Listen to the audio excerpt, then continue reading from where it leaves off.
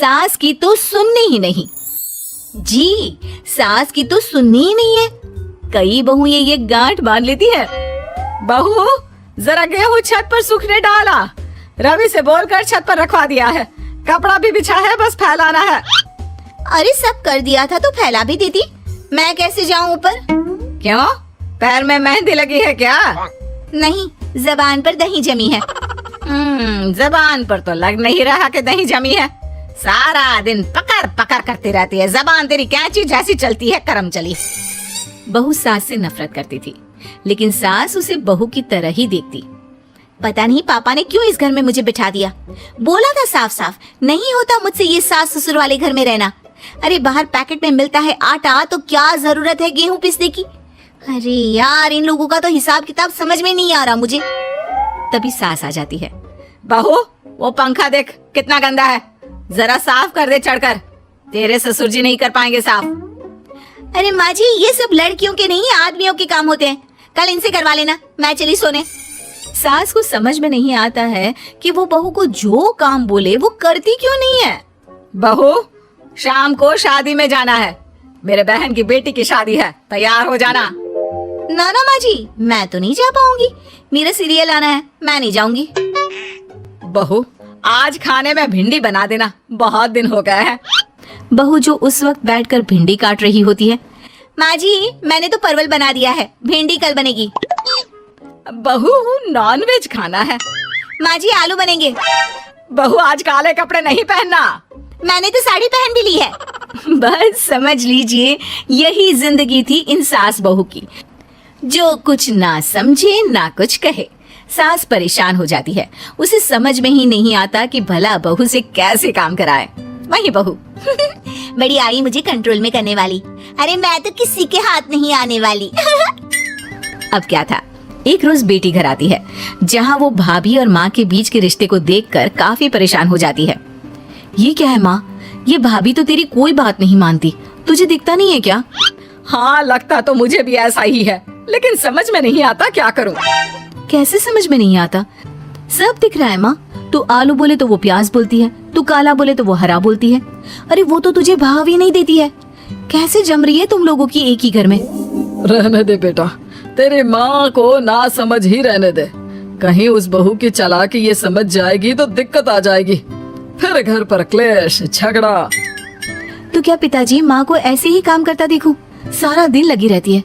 वो तो सिर्फ वही करती है जो उसकी मर्जी होती है। उन्होंने तो जैसे सोच रखा है कि माँ की बात माननी ही नहीं है।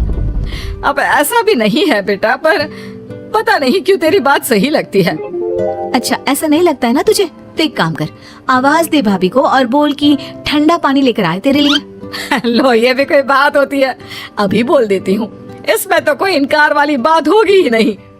सास बहू को आवाज देती है। अरे बहू, जरा एक गिलास ठंडा पानी लेकर आना। बहू पानी लेकर तो आती है, लेकिन खौलता हुआ। माँ जी, ठंडा पानी तो है नहीं, पानी के नाम पर बस यही है घर पर, पी लीजिए। ये बोलकर बहू वहां से चली जाती है। देख लिया माँ, मैं ना कहती थी। अब और देख, अब तो भाभी को बोल कि आंगन की लाइट जो बंद है उसे जला दे, क्योंकि बाहर अंधेरा हो रहा है, शाम का वक्त है। इसमें तो वो मना नहीं करेगी, क्योंकि ये तो सच ही है, बाहर तो अंधेरा हो ही रहा है। रुक बहू, ओ बहू, जरा आंगन की लाइट तो जला दे। रवि के आने का वक्त हो रहा है और बाहर अंधेरा है। बहू अंदर से ही बोल पड़ती है। अरे सासू माँ, कैसी बात कर रही हैं? उनकी कार की लाइट होती है ना, वैसे भी बिजली का बिल बहुत आता है, मुश्किल होता है। अब कौन उठकर लाइट जलाए, अंधेरा ही रहने दे। बेटी अंदर से भाभी की बात सुनकर हंसने लगती है। देखा, मैं ना कहती थी कि वो तेरी कोई बात नहीं मानती है, देख लिया ना। हाँ हाँ, लग तो रहा है, लेकिन मेरे लिए कोई बड़ी बात नहीं है इसे लाइन में लाना।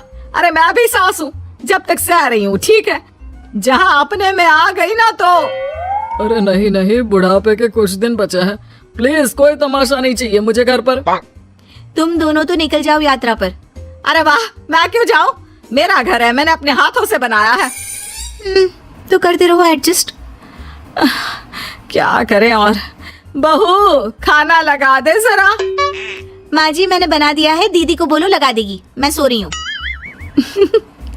मजा आ गया माँ तेरी हालत देखकर। कितना शौक था कि बहू से काम कराएगी।